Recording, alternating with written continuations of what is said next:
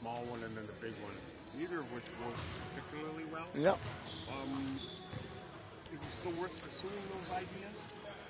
Yeah, I don't think we can just give up on them, Doug, and I don't think that, like, I don't know, like, one of the I always say that the ball going in and out, it really matters a lot. I thought the group had a little turn in momentum going, and then Vucevic threw in that side OB against the zone, and, like, back broke it us a little bit. So that affected that run, right? So you can't let, that's not going to always happen, I don't think. So, again, we need a little bit more experimentation. The hardest part for me, I guess, Doug, is trying to figure it out when Kawhi's not there. There's a kind of another team and another whole different rotation that's going on, and then keeping that in mind for when Kawhi is back, right? I don't see playing either one of those lineups tomorrow night, for instance, because he's back. He fills a hole at the 3-4 and keeps some size on the floor, and it keeps OG on the bench and gets him to the size with the second unit, So it's probably not an issue when Kawhi is there, but there were a lot of lineups where Jeremy was sort of the only real creator, playmaker. Is that, does he sort of need to be out there with Kyle or Pascal or Gasol just for there to be another option to initiate the offense? Yeah. Yep.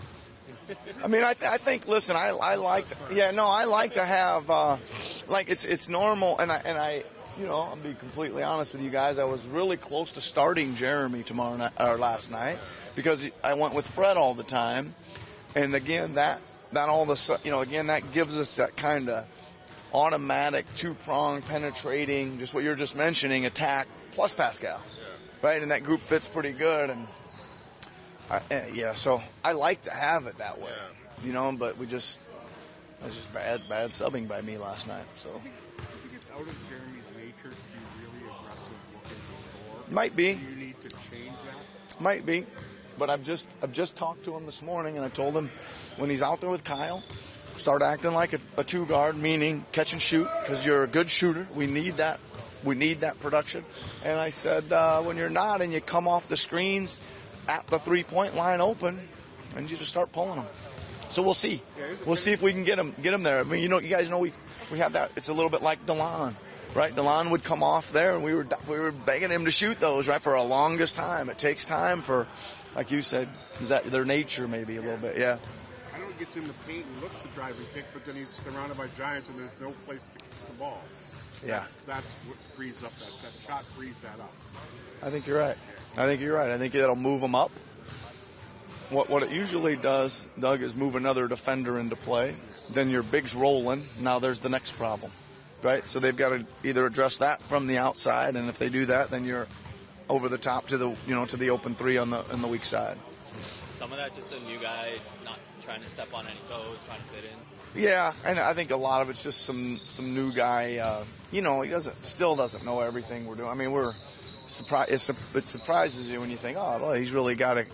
He knows the plays and things really quick. But there was maybe 5 situations in the film room today where we were going over stuff that we weren't quite sure we've covered with those guys. Defensively, mostly, right? Here's a situation where we, that we call this, and I was like, yeah, I'm not sure we've gone over. There's so many little things that you're doing when you're switching and this and that, and you're over, and you're picking up at this point, and you're not picking up at this point. So a lot of nuances there that we continue to teach them. So just probably a little bit new, right? Just a little bit new. It's been nice to have a long practice.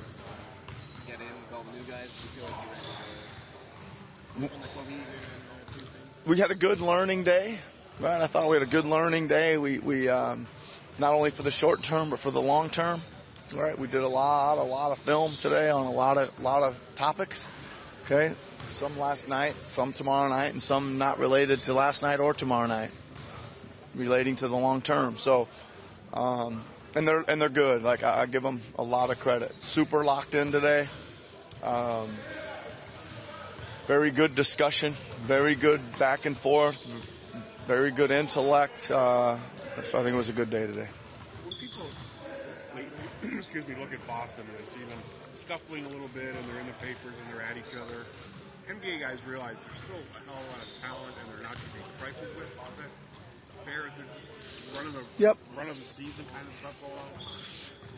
Yeah, I mean, I guess so. I just think that from my standpoint, we know they're very good, right? We know they're very deep. We know they're very well coached. Who knows? There's a little things here and there. Like, what's an example? What can I give you for an example? I don't know. We're not playing that great, and our, I don't know, Fred VanVleet. Nobody really knows that he's kind of banged up. You know what I mean? You don't know what's going on with all those guys physically and all. And maybe even mentally, and that can change on a snap of a finger. I don't think, as Kyrie said, I think yesterday or the day before, he's like, I don't see anybody beating us in a 7-game series. Now we are not playing that. We're having our problems here but I think they are as dangerous as anybody here. Yep, you got it. I mean, against Philly, the Horford, whoever, pick and pop was a big weapon. Like that seems like it would be a bigger issue with Gasol out there, but how dangerous is Horford just as that sort of hub, is setting screens and popping out and spacing out? He's really tough to defend, that combination, right? There's a lot of volume there. If you look at the numbers of how many times Irving and Horford play screen and roll, the numbers are way up there. But probably most importantly, in the crunch time or clutch time or need bucket time throughout the course of the game, it's where they're going, right? You better have plan A, B, C, D, E, F also in there.